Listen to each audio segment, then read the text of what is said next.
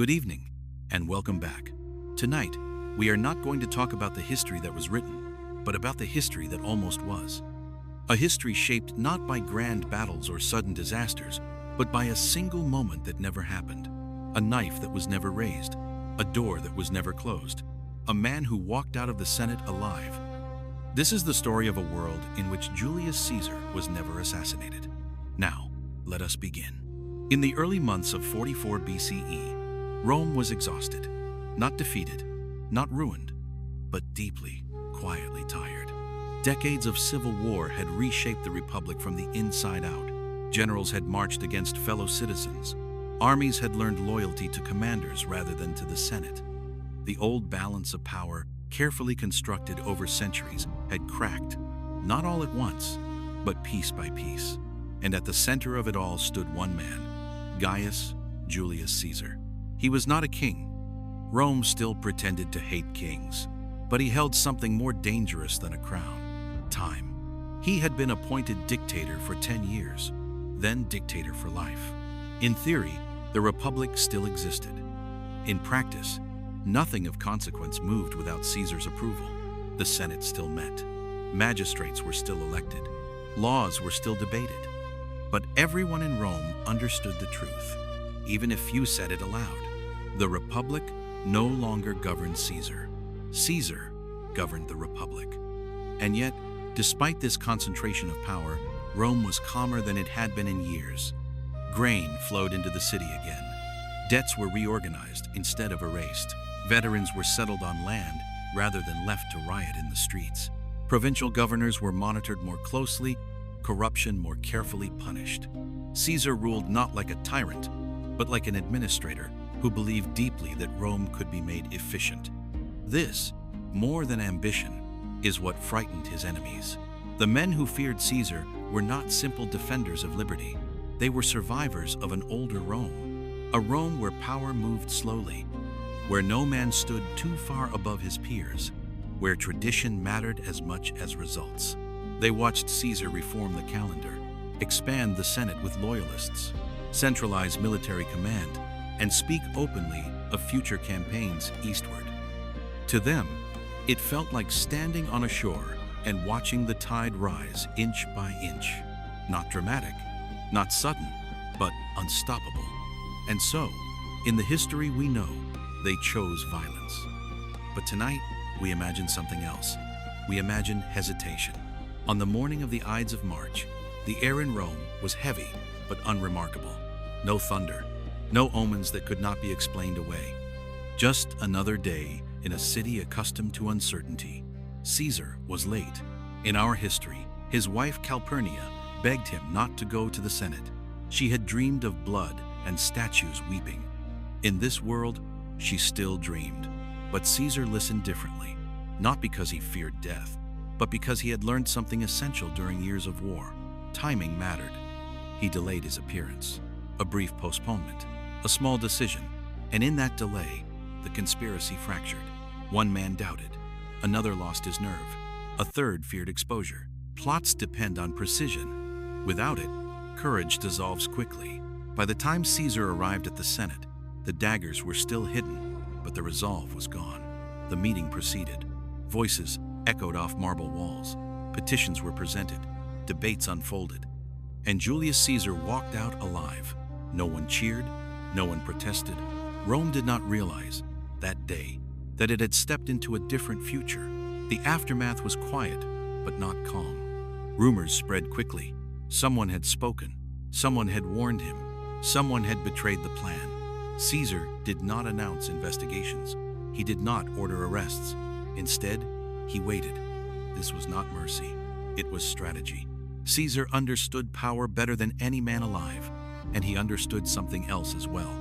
Fear works best when it is undefined. He let the Senate wonder who was suspected. He let old allies avoid each other's eyes. He let silence do the work of terror. Within weeks, the opposition dissolved, not into loyalty, into irrelevance.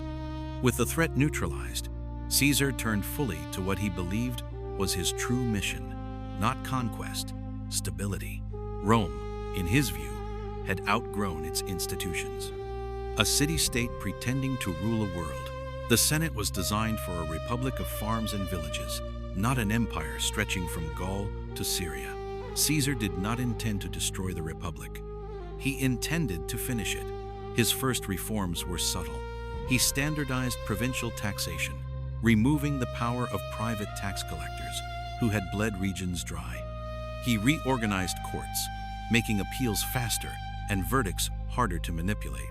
He reduced the power of annually elected magistrates, extending terms where continuity mattered more than tradition. Each reform was defensible, reasonable, difficult to oppose openly, but together they changed Rome forever. The Senate still advised, but Caesar decided. The army followed naturally. Legions were reorganized into permanent formations, their loyalty bound not to individual generals, but to the state represented by Caesar himself.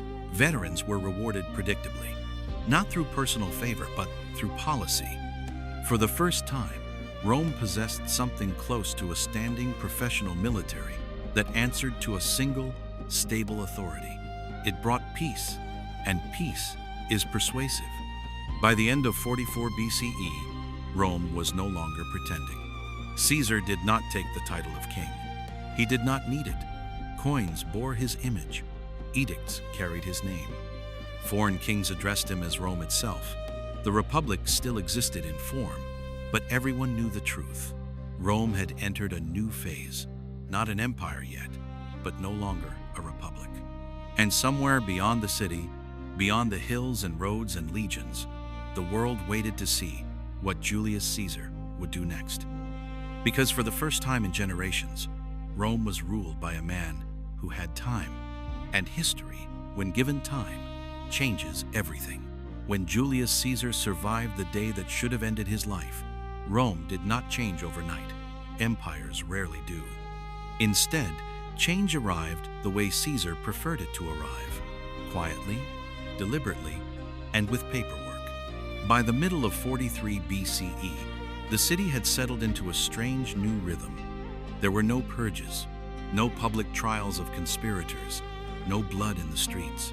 And that, more than anything, unsettled the old aristocracy.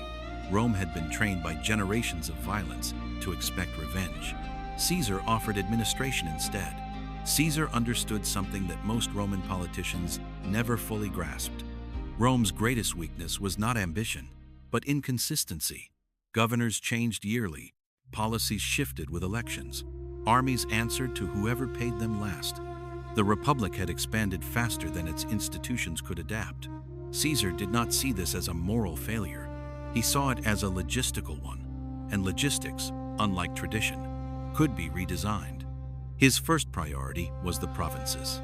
For centuries, Rome had treated conquered territories as resources to be extracted.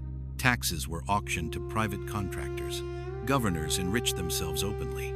Local elites survived by cooperating with corruption. Caesar began to dismantle this system. Provincial taxation was standardized and recorded. Revenue flowed directly to the state rather than through intermediaries. Auditors were dispatched, not senators seeking favor, but trained administrators whose careers depended on accuracy. This did not make Caesar popular among Rome's elite. It made him indispensable to everyone else. For the first time, provinces began to experience something close to predictability, and predictability breeds loyalty. At the same time, Caesar reshaped citizenship. Traditionally, Roman citizenship was a privilege granted sparingly. It marked distinction, exclusion. Caesar saw it differently. To him, citizenship was a tool. He extended citizenship to entire communities in Gaul and Spain. He granted legal rights to provincial elites willing to cooperate with reforms. Rome was no longer just a city ruling others. It was becoming a framework others could enter. This frightened traditionalists more than any crown ever could, because it meant Rome could expand without conquest. Within the city itself, Caesar moved carefully. The Senate was not abolished. That would have provoked resistance. Instead, it was diluted. Its size expanded dramatically, filled with loyalists, provincial nobles, military officers, and administrators. The old aristocratic families still held seats, but they no longer dominated. Debate continued. Votes were taken, but outcomes were increasingly predictable. The Senate became consultative rather than controlling, and Caesar never announced this shift. He simply allowed it to become normal. While Rome adjusted internally, Caesar looked east, not with urgency, with curiosity. The Eastern Mediterranean was not unknown to Rome, but it remained loosely governed. Client kings ruled in note and name. Local conflicts simmered without resolution. Trade flowed inconsistently, vulnerable to instability. Most Roman politicians saw the East as a future battlefield. Caesar saw it as a system waiting to be organized. Egypt was the key. His relationship with Cleopatra was not romantic in the way later stories would tell it. It was practical. Egypt was wealthy, strategically located, and fragile. Cleopatra needed Roman support to secure her throne. Caesar needed Egypt stable, predictable, and aligned. Instead of annexation, Caesar chose partnership. Rome guaranteed Cleopatra's rule. Egypt guaranteed grain supply, trade access, and political alignment. It was cheaper than conquest, more effective than occupation, and far more enduring. From Egypt, Caesar began to imagine something unprecedented, a Rome that did not rely on endless war, a Rome that governed through networks rather than force. This was not idealism, it was exhaustion. Decades of civil war had taught Caesar what conquest cost. He wanted permanence, not glory. This vision required one thing Rome had never truly possessed: time. Caesar extended magistracies in key regions. He reduced the frequency of elections where continuity mattered. He emphasized professional administrators over charismatic politicians. Rome began to feel slow, and that was the point. Slowness reduced volatility. Stability discouraged rebellion. Routine replaced crisis. The people noticed. Food shortages declined. Riots became rare. The city felt governed rather than merely ruled. Not everyone approved. In the shadows, resentment grew. Not among idealists, but among those whose power depended on chaos. Men who thrived in elections. Men who sold loyalty to legions. Men whose wealth flowed from uncertainty. They watched Caesar build something they could not control, and they waited. Meanwhile, Caesar prepared for what he considered his final great task. Not conquest, but succession. He knew Rome would not survive another civil war. If his system depended on him alone, it would collapse the moment he died. So he began laying foundations, quietly, methodically, without ceremony. He elevated Octavian, not as heir to absolute power, but as apprentice to administration. He promoted capable men without ancient names. He rewarded loyalty to institutions rather than to himself. For the first time, Rome began to resemble something modern, a state, not a personality. By the end of 43 BCE, the transformation was visible but incomplete. Rome was peaceful, prosperous, predictable, and deeply uneasy because everyone understood something fundamental. Julius Caesar was building a system that did not need him, and that realization frightened Rome more than any tyrant ever had. By the time the third year of Caesar's uninterrupted rule began, Rome had entered a condition it had almost forgotten how to recognize: stability. Not the dramatic calm of victory after war, but the quieter, deeper stillness of a system that finally worked. There were no triumphs, no mass celebrations, no enemies paraded through the streets. There was administration, and for Julius Caesar, that was enough. Rome's neighbors were the first to notice the change. For centuries, Rome had expanded in fits and starts. Aggressive one decade, cautious the next, driven by ambitious men seeking glory before their term expired. Now, Rome did not rush. Legions stayed in place, borders stabilized, envoys replaced armies. To the outside world, this was unsettling.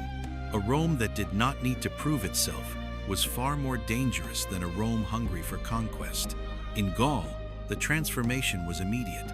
The land that Caesar himself had conquered years earlier was no longer treated as occupied territory. Roads were expanded, Cities were granted municipal status. Local leaders were incorporated into Roman legal structures. Taxes were predictable. Justice, while imperfect, was no longer arbitrary. The memory of rebellion faded, not because it was forgotten, but because it no longer made sense. In Hispania, a similar process unfolded. Rather than extracting wealth, Rome invested it. Mines were regulated, trade routes secured, ports expanded. Hispania became not a frontier, but a partner, and with partnership came loyalty. The Senate observed all of this with growing discomfort, not because Caesar was failing, but because he was succeeding without them. Traditionally, Rome's elite derived power from instability, from elections, from crises that required decisive men. Caesar had removed the crisis. He had replaced spectacle with procedure, and procedure does not require heroes. Inside Rome, the cultural shift was subtle but profound. Citizens began to expect competence rather than charisma. Officials were judged by results rather than lineage. The forum grew quieter. Debates still occurred, but fewer voices dominated. The art of obstruction lost its appeal when there was nothing left to obstruct. Caesar himself changed. He aged, not dramatically, but visibly. Years of war had hardened him. Years of governance softened him. He spent less time addressing crowds and more time with documents. He delegated more, listened longer. He had learned the final lesson of power. That control is strongest when it is rarely exercised. Beyond Rome, the Mediterranean adjusted. Client kingdoms stabilized under clearer expectations. Tribute became standardized rather than negotiated.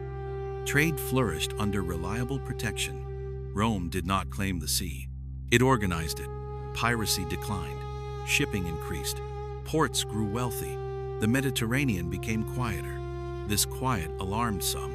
In the east, older powers took notice. Parthia watched Rome carefully, not as an enemy, but as a rival system. For the first time, Rome and Parthia stood not as conqueror and obstacle, but as two administrative empires facing each other across a line, and neither rushed to cross it. Caesar understood this balance instinctively. He resisted calls for eastern conquest. He ignored advisors who urged glory. War would disrupt what he had built. Peace would test it. So, he chose peace. Internally, succession became the unspoken question. Rome had never handled succession well. Kings were hated. Dynasties feared. Caesar refused to name a successor publicly. Instead, he trained many. Octavian learned governance. Antony learned restraint. Lepidus learned administration. No single heir, only continuity. This frustrated Rome. People wanted clarity. They wanted certainty. Caesar gave them ambiguity, because ambiguity preserved balance. As years passed, the fear of Caesar faded, not because he was weaker, but because he was no longer disruptive. Children grew up knowing no civil war. Merchants traded without fear of confiscation. Soldiers served without expecting to fight fellow Romans. Rome, for the first time in generations, was boring, and that boredom was revolutionary. But history does not allow systems to rest forever. Pressure builds quietly, and somewhere within this calm, forces were gathering. Not conspiracies, not daggers, but questions. Questions about identity, about authority, about what Rome was becoming.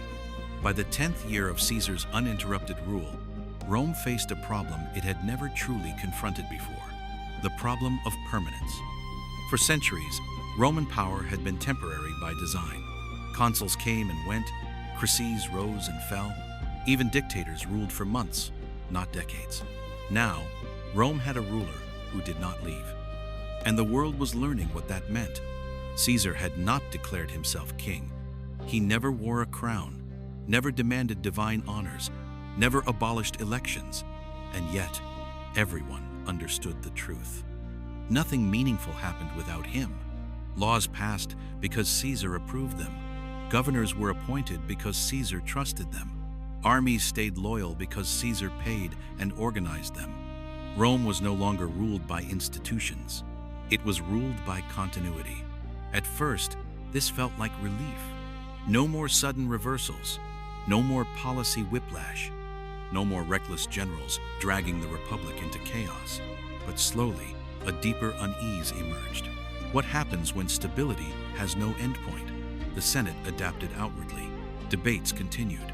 Committees met. Votes were taken. But senators began to speak differently, less boldly, more cautiously, not out of fear of punishment, but out of irrelevance. Why argue passionately when the outcome was already understood? A new class of Roman emerged, not aristocrats by birth, but administrators by skill. Men, and increasingly, families who owed their rise not to ancestry, but to efficiency. They managed grain distribution, oversaw tax collection, organized logistics. They did not seek glory, they sought permanence, and Caesar rewarded them. This quietly reshaped Roman values.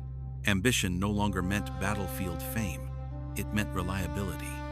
Loyalty was no longer sworn to Rome as an idea, but to Rome as a system, and Caesar was that system's anchor. Among the people, opinions diverged. The poor benefited. Grain flowed steadily.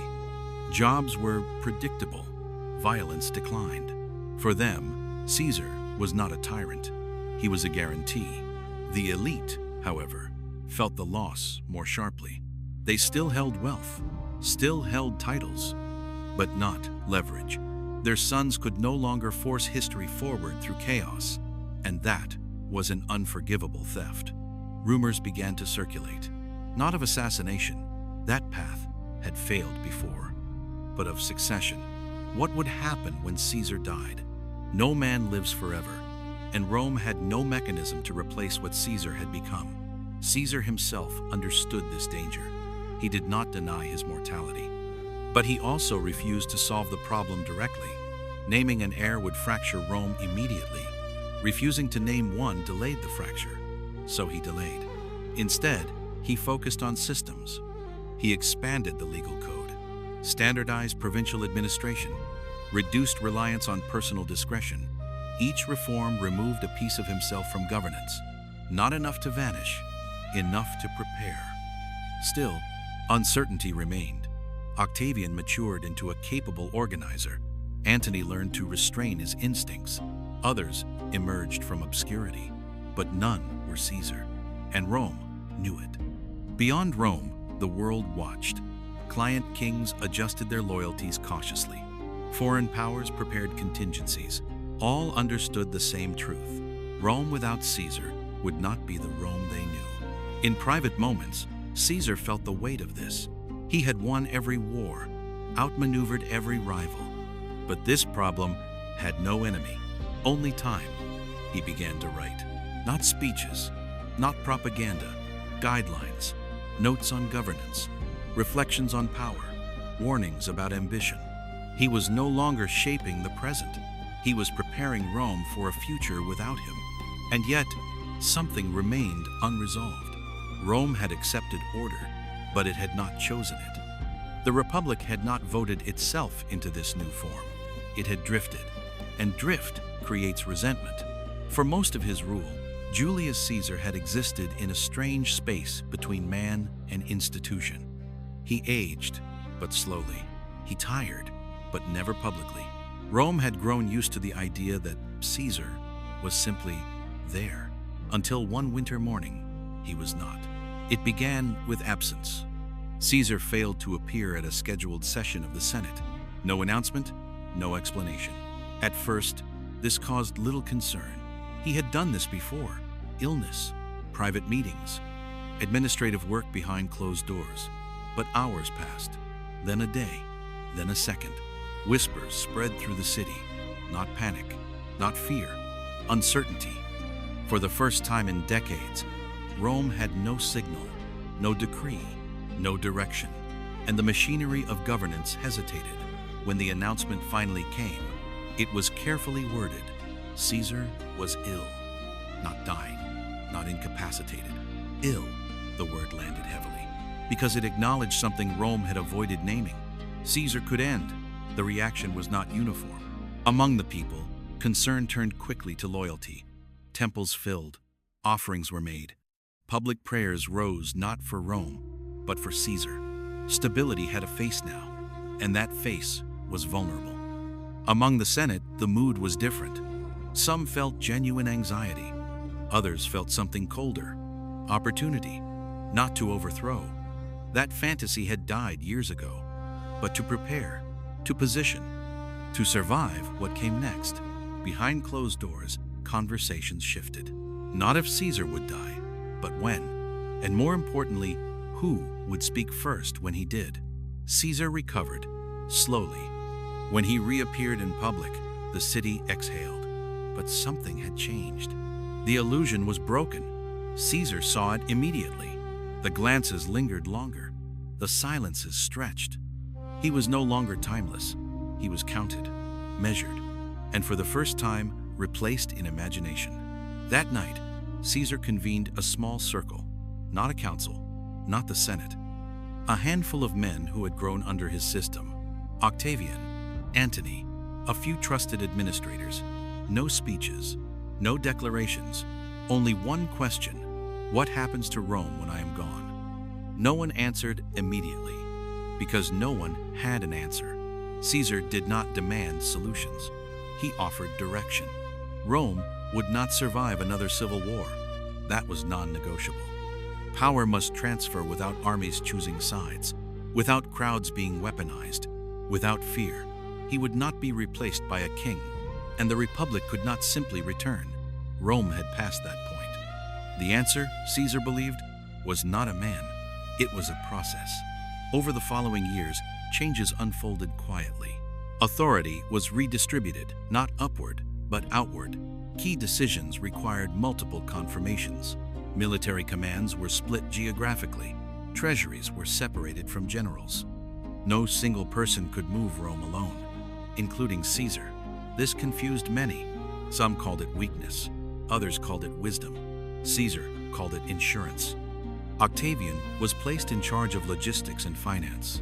Antony retained military oversight but shared command. Civil administration gained unprecedented autonomy.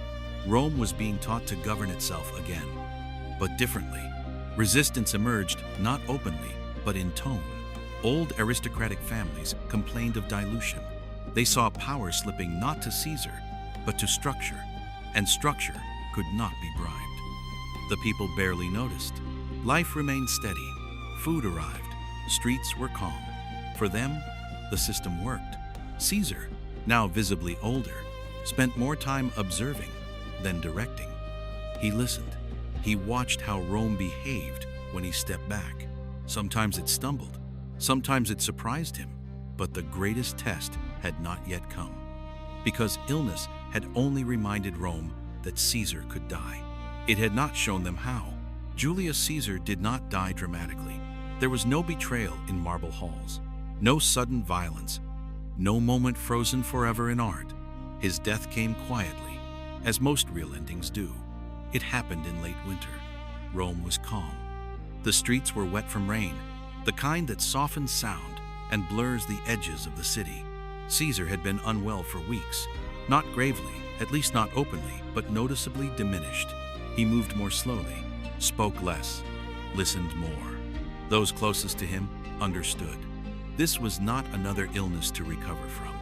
This was the closing chapter. On the morning of his death, no announcement was made.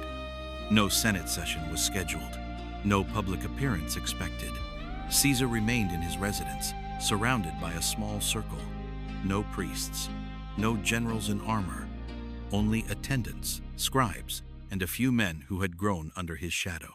He spoke little, but when he did, it was not about power, it was about continuity. By midday, the news began to spread. Not shouted, not proclaimed, carried, from mouth to mouth, from door to door. Julius Caesar was dead. Rome did not erupt. There were no riots, no panic. Instead, there was something far more unsettling: silence. People stopped in the streets. Markets slowed. Temples filled, not with anger, with disbelief. For the first time in a generation, Rome existed without Caesar. The Senate convened that evening, not in triumph, not in fear, but in confusion. There was no power grab, because there was no single power to grab. Caesar had succeeded in one crucial thing. He had made himself impossible to replace and unnecessary to overthrow. Octavian did not declare anything. Antony did not march troops. No one claimed supremacy, because the system did not allow it. Authority moved as it had been trained to move. Slowly, deliberately, collectively, the military remained in position. Orders continued to be issued not from one voice, but from councils. Governors awaited confirmation. Grain shipments arrived as scheduled. Rome held. The people mourned, but they did not rebel, because nothing had collapsed. The world had not ended, and that realization changed everything. Caesar was given honors, not divine, not royal, but enduring. A public funeral was held, solemn rather than triumphant. No speech promised vengeance. No crowd was incited. Instead, there was remembrance of wars ended, of roads built, of chaos stopped. History pivoted that week, not with spectacle, but with restraint. Rome did not become an empire overnight, nor did it return to the old republic. It became something new. A state where power was centralized but not personalized, where authority was strong but distributed, where ambition existed but was limited by structure. Octavian emerged as a coordinator, not a ruler. Antony remained a general, but not a kingmaker. The Senate regained relevance, not supremacy. Rome learned to function without a single dominant will, and the world adjusted. Foreign powers tested boundaries. Rome responded calmly. No expansion, no retreat, just presence. Over time, Caesar became memory, then precedent, then lesson. Not as a tyrant, not as a savior, but as the man who ended Rome's chaos and taught it how to survive order. The Roman Empire as we know it never came to be. There was no Augustus crowned by destiny, no imperial cult binding the Mediterranean. Instead, there was longevity, a Rome that endured not through conquest, but through balance. More stable, less absolute, and somewhere in that quieter world, history moved differently, slower, messier, but less violent. This is the story of what happens when the knife never falls, when ambition is redirected instead of extinguished, when a man who could have been king chooses instead to make himself obsolete. History often teaches us to look for turning points marked by fire, blood, and collapse. But sometimes, the most powerful changes arrive quietly and only reveal their consequences generations later. Caesar's death did not end an era, it redirected one. In the decades that followed, Rome settled into its new identity, not as a republic in the old sense, not as an empire in the familiar one, but as a commonwealth of administration. Power remained centralized, yet deliberately fragmented. No single office held absolute authority. No individual could command Rome alone. The lesson of Caesar had been absorbed. Rome would never again gamble its survival on the lifespan of one man. Octavian aged into a statesman, not a ruler. He coordinated institutions, mediated disputes, and ensured continuity.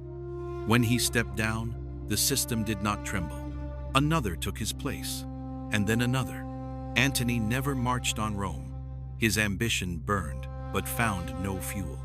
Without a throne to seize, there was nothing to overthrow. He became what Rome needed him to be, a boundary keeper, a general without a crown. The Senate evolved. It lost its old arrogance and gained something new, relevance. No longer the supreme authority, but no longer ceremonial. It became a stabilizer, a break, a memory of Rome's past woven into its future. Without an emperor, Rome expanded differently, not by conquest, but by gravity. Cities petitioned to join. Regions requested protection. Rome did not absorb them all, only those that fit. This restraint slowed expansion, but deepened loyalty. Europe developed without a single Roman identity. Gaul retained its character. Hispania grew distinct. Italia remained influential but not dominant. There was no universal Roman culture, only a shared administrative language. Religion followed a similar path. Without an imperial cult, beliefs evolved organically. Old gods lingered, new ideas spread slowly. No faith gained dominance by decree. Spirituality remained local, diverse, uncontrolled. The absence of a Roman Empire changed the fate of centuries. No single collapse ushered in darkness. Knowledge fragmented, but survived. Trade fluctuated, but never vanished. Power shifted, but never centralized absolutely. History became less dramatic and more human. Caesar was remembered not for how he ruled, but for what he prevented. No civil war, no dynastic bloodshed, no empire held together by fear, just a state that learned, briefly, to govern itself. And that may be the most radical legacy of all. This has been a story not of conquest, but of choice, of a knife that never fell, of a republic that refused to die violently, of a world reshaped by restraint. Thank you for listening. Wherever you are, whatever time it is, this version of history fades now quietly, as it lived. But the question remains, how many futures depend not on what we do, but on what we choose not to destroy? Good night.